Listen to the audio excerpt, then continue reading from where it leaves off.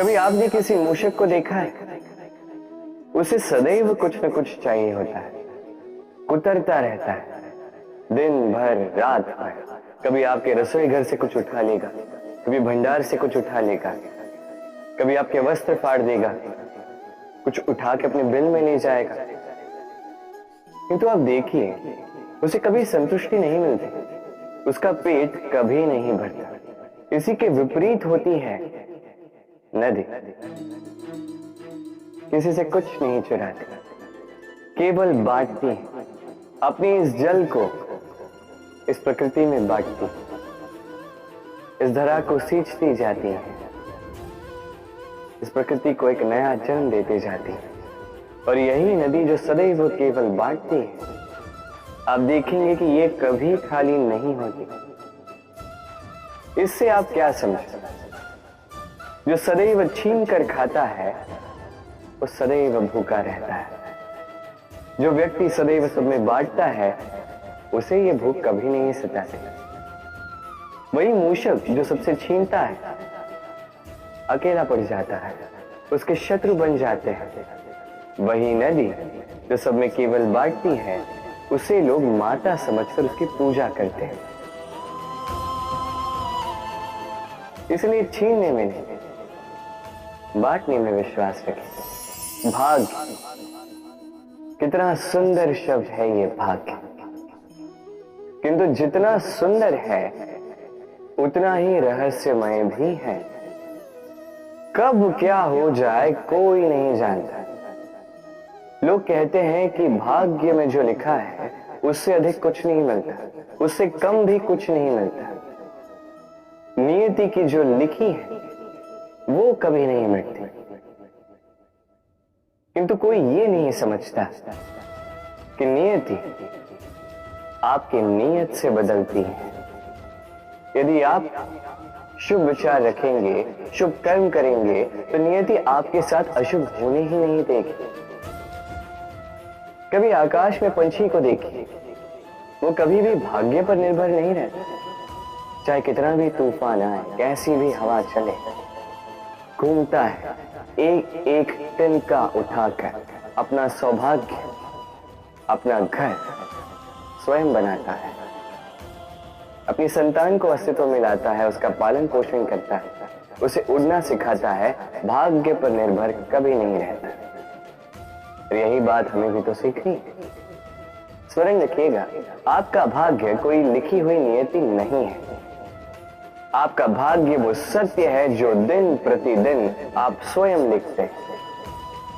कुछ अपने परिश्रम से, कुछ आपकी नियत से। सुरक्षा व्यक्ति के लिए आवश्यक होती है, किंतु यही व्यक्ति की सबसे बड़ी शत्रु भी होती है।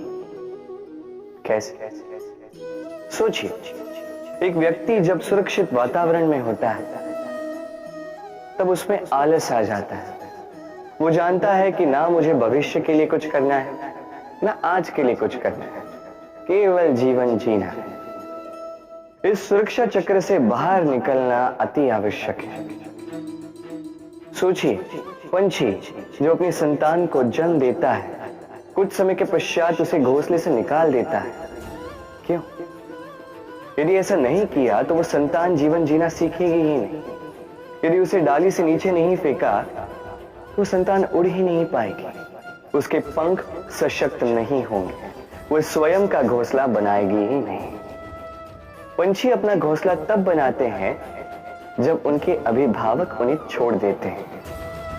स्मरण रखिएगा, आप सुरक्षा चक्र से बाहर निकलेंगे, संकट आएंगे जिसके कारण आप सतर्क होंगे, उनका सामना करोगे तो आप बलशाली होंगे। अब वो संकट दोबारा ना आए इसलिए आप योजना बनाओगे। यदि आप स्वयं का विकास चाहते हैं तो जब भी आपको लगे कि आप एक सुरक्षित वातावरण में हैं, एक सुरक्षा चक्र में हैं, तो इस घेरे से बाहर निकलिए। यहां है आपका विकास। ये उस नौका का प्रतिरूप है जो हमें धारा पार कराती है। अब सोचिए कैसी बात है, वो विशाल नौका जो हमें धारा पार कराती है, उसका निर्माण धारा में नहीं, धरा पर होता है। और यदि हम इसे नदी तक पहुंचाना चाहें तो हमें आवश्यकता होती है किसी बैलगाड़ी की अथवा अश्वगाड़ी की। उसमें रख के इसे ले जाते हैं। अब यदि मार्ग में कोई नदी आ जाए, कोई धारा आ जाए और उसे पार करना हो तो इस बार नौका पर उस गाड़ी को रखा जाता है और फिर पार किया जाता है। अर्थात ये यात्रा संपूर्ण हो ही नहीं सकती यदि दोनों का सहयोग न होता। इसीलिए ये कहावत है, कभी नौका तो कभी गाड़ी। ये हमारे जीवन में अत्यंत महत्वपूर्ण है। हमारे संबंधों में अत्यंत महत्वपूर्ण है सहयोग। सदैव साथ मिलकर चले, सदैव संयोग, सदैव सुखी रहेंगे। व्यक्ति का व्यक्तित्व कैसे बनता है, आपको क्या लगता है? व्यक्ति जन्म से अपना प्रारब्ध लेकर आता है या आपको लगता है कि यह प्रकृति व्यक्ति के लिए उसकी नियति लिखकर देती है? नहीं, ऐसा कदापि नहीं होता। मैं आपको समझाता हूं। जब भी वर्षा होती है, किसी बूंद को देखिए। अब ये बूंद जहां गिरेगी उस पर निर्धारित करता है कि आगे क्या होगा। यदि ये बूंद गिरती है किसी खेत में तो ये किसी नए पौधे को जन्म देगी। यदि वो गर्म तवे पर गिरी तो स्वयं को भस्म कर देगी।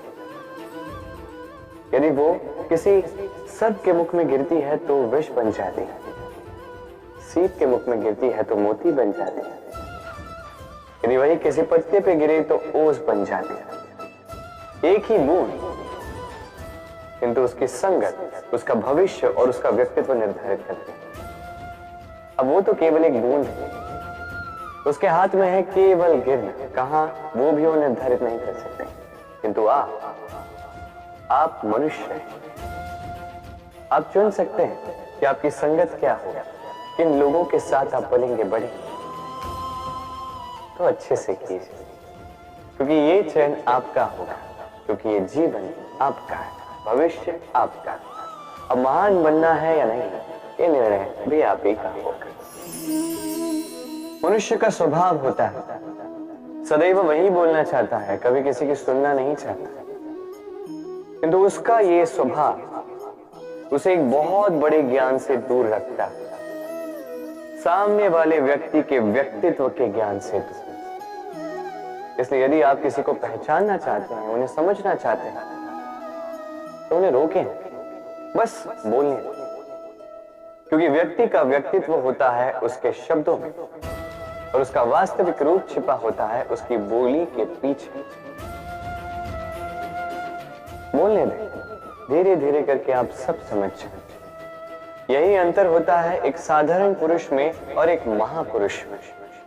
एक किसी को बोलने नहीं देता और एक सबके संग। तो चयन आपका होगा, आप साधारण बनना चाहते हैं या असाधारण, क्योंकि ये भविष्य आप ही का है। भाग्य और कर्म, दो ऐसे शब्द जिनसे संसार घिरा है। कोई कहता है मेरे भाग्य में ये नहीं था कि मेरा जीवन ऐसे हो जाता, जो मुझे ये मिल जाता। कोई कहता है कि मेरे पिछले जन्म के कर्म कुछ ऐसे रहे होंगे जिसके कारण इस जन्म में ऐसा भाग्य मिला। सब छोड़ दीजिए और एक बार शांत मन से सोचिए। आप जानिए कि भाग्य और कर्म दोनों इसी जन्म के हैं। अंतर बस इतना है।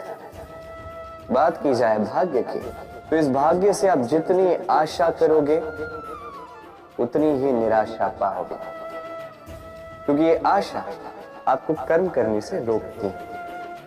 यदि बात की जाए कर्मों की, तो अपने कर्मों पर जितना विश्वास रखोगे उतना ही सफलता को अपने पास पाओगे। एक बात स्मरण रखिए, भाग्य आपके कर्म निश्चित नहीं करता, किंतु आपके कर्म ये आपका भाग्य अवश्य निश्चित करते हैं।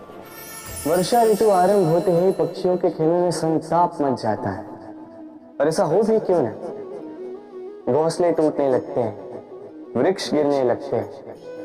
हर एक पक्षी अपने बचाव के लिए एक नए स्थान की, एक छाप की, एक छत की खोज में रहता है। बस एक पक्षी है जो ये सब नहीं करता। उसे ना इन सारी समस्याओं की चिंता होती है, ना ही आवश्यकता होती। और वो पक्षी है, वाह, वो इन सारी छोटी समस्याओं से बहुत ऊपर उड़ता है, मेघों से भी ऊंचा। इसलिए ये सारी छोटी समस्याएं जो आपके जीवन में आती हैं, इससे स्वयं को घिरने ना दें, अपनी सोच को ऊंची बना के रखें। आपकी ये समस्या अपने आप नीचे आ जाएगी।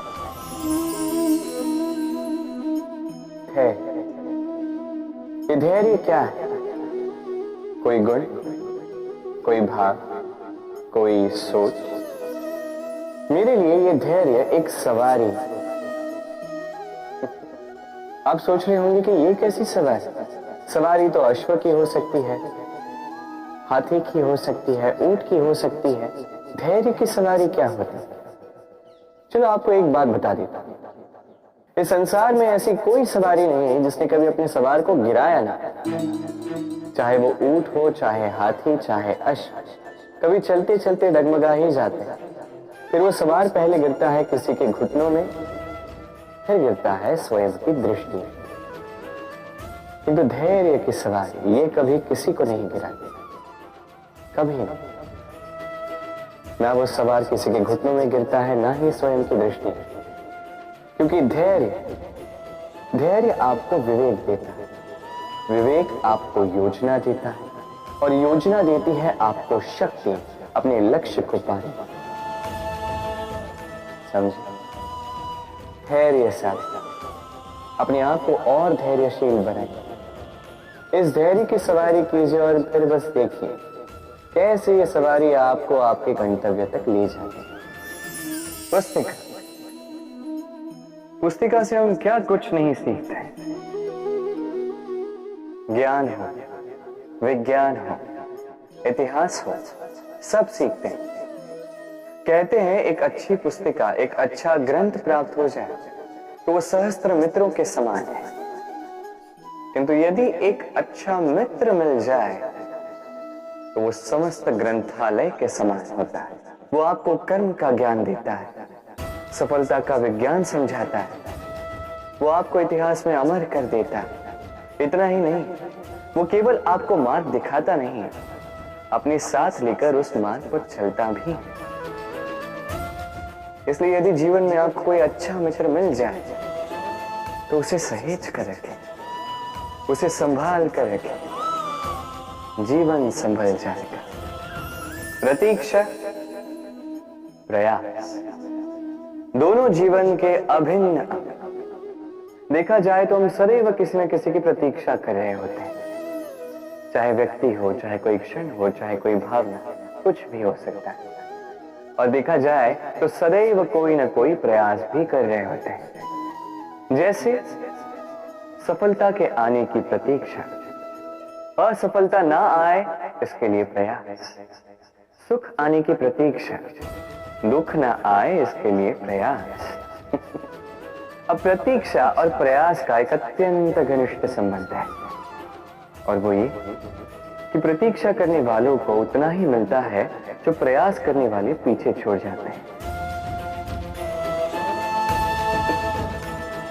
तो प्रतीक्षा नहीं, प्रयास कीजिए, क्योंकि प्रयास में ही सुख की आस है।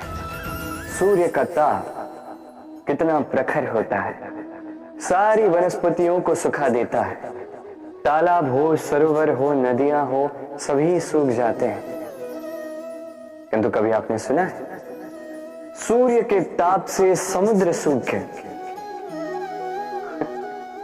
ऐसा कभी नहीं होता। और यही छिपी है एक अमूल्य जीवन की सीख।